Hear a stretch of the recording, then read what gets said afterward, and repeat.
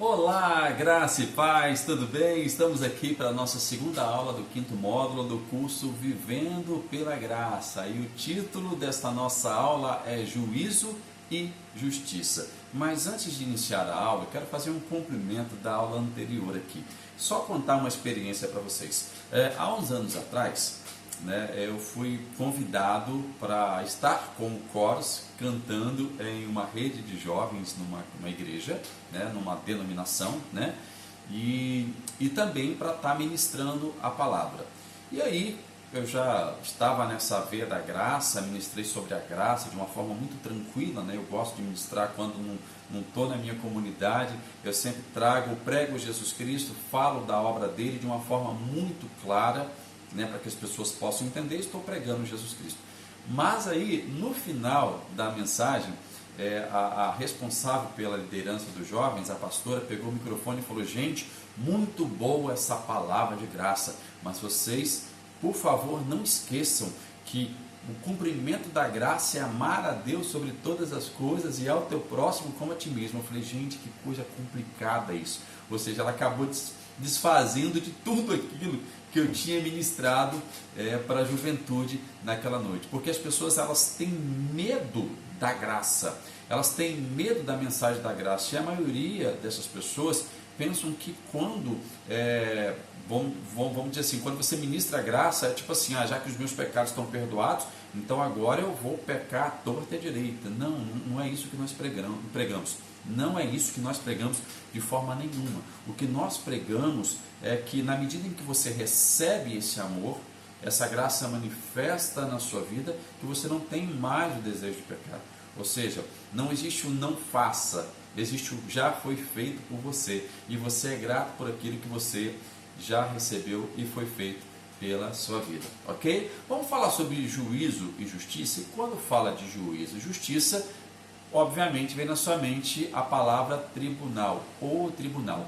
Então, um julgamento no tribunal, ele é composto por um réu, por um promotor, por um juiz e por um advogado, ok? Agora é o seguinte: o homem se tornou réu no universo, Aí, Romanos capítulo 3, versículo 23, todos pecaram e destituídos estão da glória de Deus. Foram, destituídos da glória de Deus. Aí aparece o promotor, o diabo, o acusador, ou seja, o tempo todo para agulhar o homem. Apocalipse 12, 10, a parte B diz: pois foi lançado fora o acusador, promotor, dos nossos irmãos, que os acusa diante do nosso Deus dia e noite. Então entenda que o diabo, ele passa o tempo todo pressionando o Pai, dizendo: ó Deus, ó Criador, o seu filho errou. Então, se ele errou, a sua lei vai pegar ele de jeito agora. Ele merece condenação, ele merece maldição.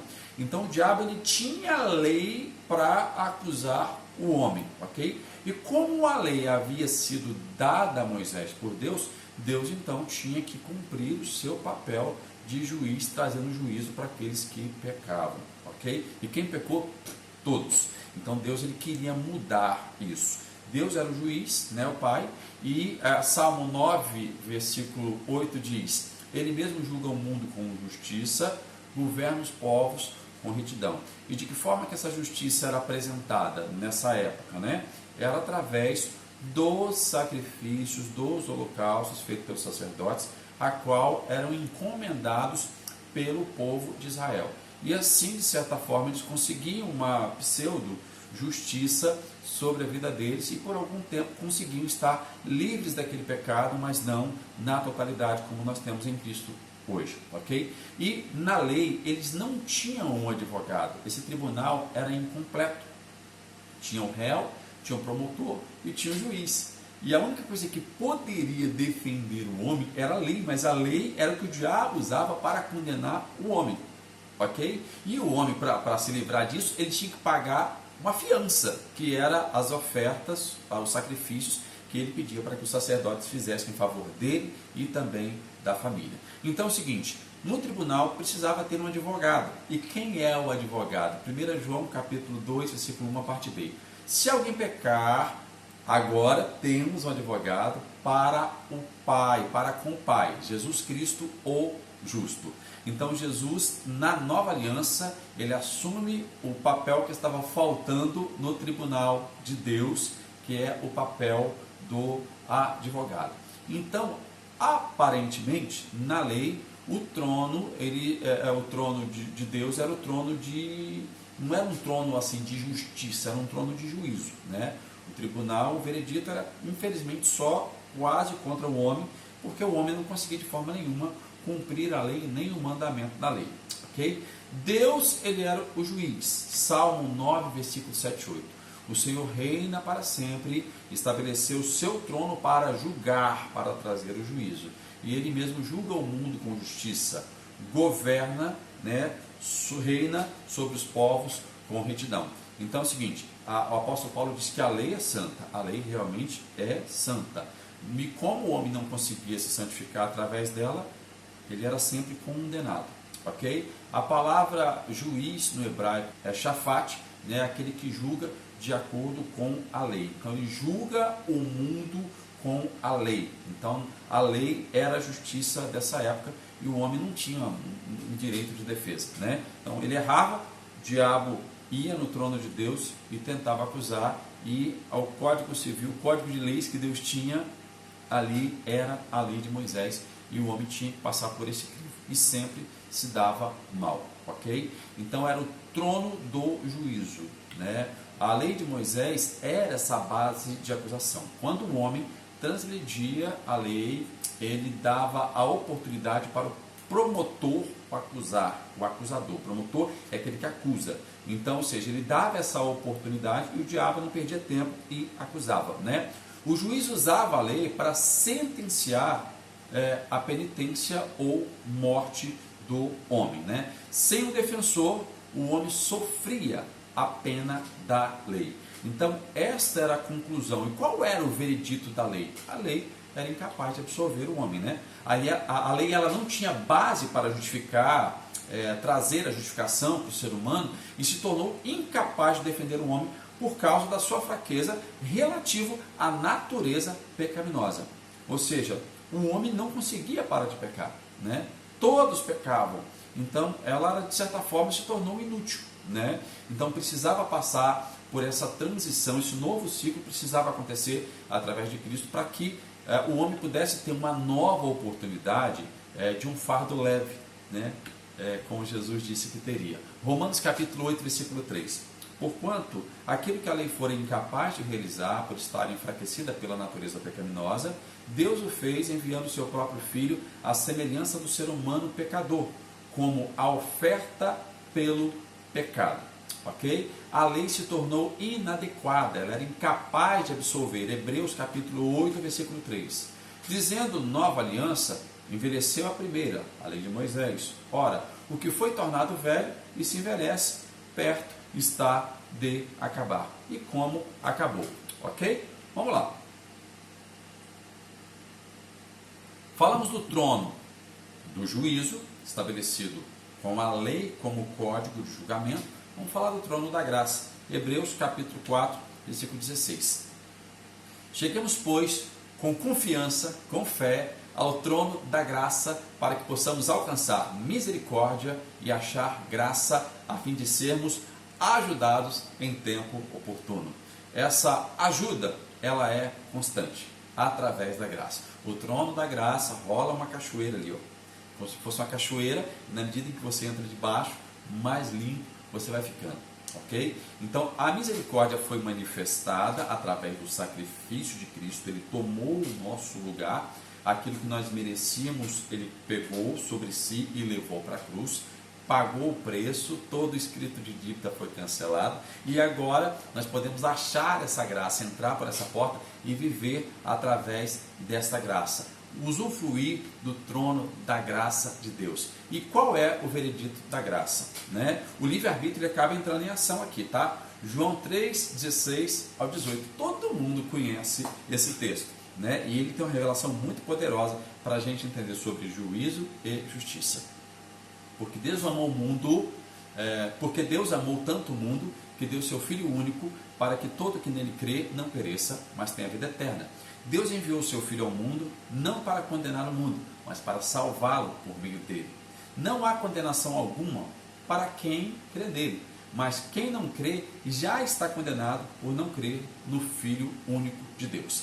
Entenda que é oportunidade. Então é o seguinte, Deus estabelece agora o seu estado de justiça, entregando Jesus Cristo. Se você crer, você vai ter a vida eterna, justiça, ok? Agora, ele não veio para condenar o mundo, ele veio para salvar, mas parte da decisão. Todo aquele que crê, crer é uma decisão, não crer também é uma decisão. Então, não há condenação nenhuma para aquele que está crendo. Se você crê em Jesus Cristo, você já está vivendo a justiça dele e não tem o juízo, a ira, a condenação da lei, não vem mais sobre a sua vida. Mas aquele que não crê continua no estado de condenação. Por quê? Porque ele continua no estado de pecado. Isto vai gerar o quê? Estado de morte. Ou seja, a morte ainda tem domínio sobre ele. Juízo para quem não crê, justiça para quem crê. Simples assim, gente. Esse negócio de que está rolando catástrofe, está rolando confusão, é a mão de Deus, Deus pesando a mão, o juízo de Deus, isso não existe mais nesse tempo de graça, pelo amor de Deus. O tempo agora é o tempo da manifestação do amor, ok? Então não tem essa, porque eu falei algo contra o irmão, estou sofrendo a pena. Não, gente, as coisas que acontecem de mal na nossa vida são por causa das nossas decisões erradas. Né? São consequências de decisões erradas, de práticas erradas, ok? Agora, não é Deus pesando a mão em você, não coloque a culpa em Deus, não dê o crédito da desgraça da sua vida, da vida das pessoas, ou de cidades, ou de países, na mão de Deus, dizendo que é juízo, que isso não é. O juízo de Deus já está estabelecido, é para aquele que não crê e não vai ter vida eterna. A justiça de Deus já está estabelecida, para aquele que crê e já tem garantido a vida eterna. Entendido?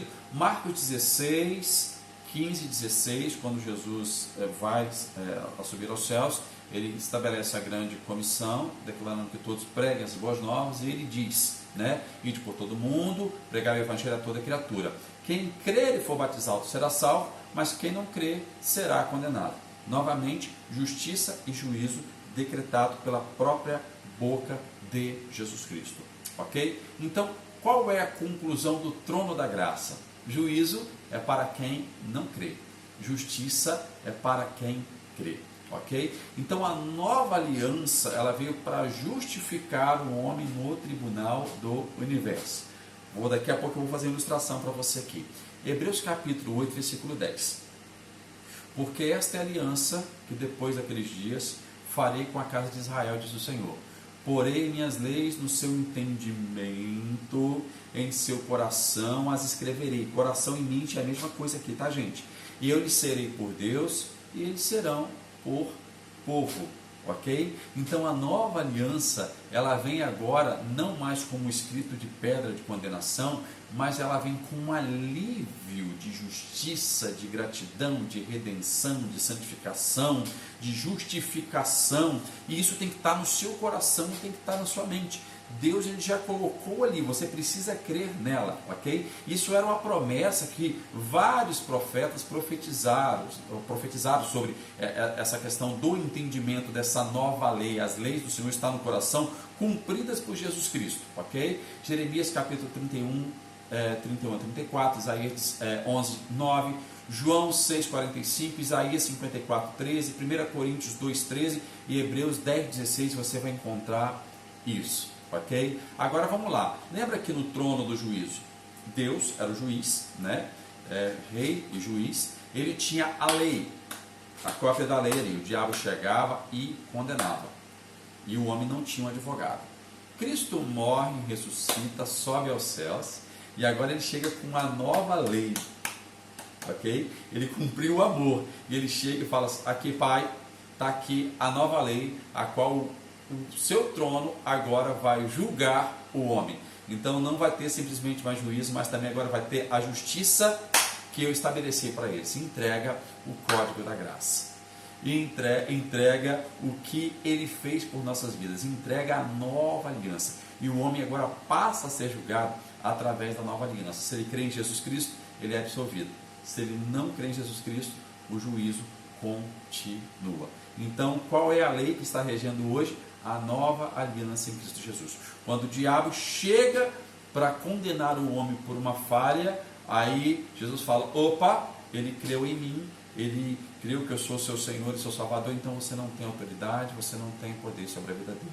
É muito ruim quando a gente vê um crente em Cristo Jesus não ligado neste tipo de informação, achando que o pecado dele, o pecado que ele cometeu, vai trazer a maldição para a vida dele. Ele dá mais valor à condenação do pecado do que o próprio preço pago por Jesus Cristo pelo pecado dele. Ele não tem uma consciência clara do perdão. Ao invés de confessar o perdão, ele acaba confessando o pecado. Coisa que o sistema religioso também ensinou às pessoas. Confessa o seu pecado. Não, eu confesso perdão. Eu de forma nenhuma vou consolidar o pecado na minha mente. Eu erro, como você também erra. A gente vai pecar, a gente continua pecando. Mas eu prefiro confessar e agradecer a Deus por esse perdão de pecado, do que ficar me lamentando e remoendo pecado no meu entendimento, ok? Então, o escravo do pecado é aquele que não consegue se sentir perdoado por Deus através da obra de Jesus Cristo, não crê na nova aliança, ok? Hebreus capítulo 8, versículo 12, porque serei misericordioso para com suas iniquidades, e de seus pecados e suas prevaricações não me lembrarei mais. Deus disse isso para mim e para você, é uma promessa muito clara, e nós temos que viver a partir dela, porque faz parte da nova aliança em Cristo Jesus. Entendido sobre juízo e justiça, eu creio que esta aula trouxe algo de extrema relevância para a sua vida, que você tenha firmado na sua mente, no seu coração, que você tenha uma consciência clara de quem é Cristo Jesus. Nós temos a mente de Cristo, e a mente de Cristo sobre nossas vidas nos traz essa revelação da remissão, da redenção, da justificação e também da santificação através da nova aliança estabelecida por Cristo Jesus. Grande abraço, até a próxima aula e continue vivendo pela graça.